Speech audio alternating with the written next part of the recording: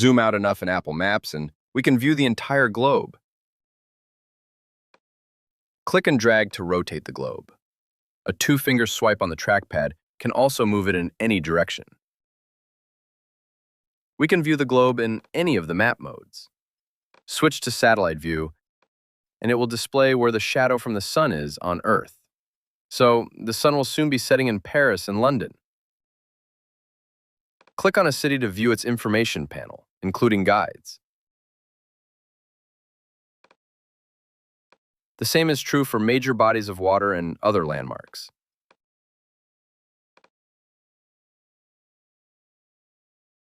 Zoom in enough and the shadow is removed, displaying more cities, geographical landmarks, as well as country borders.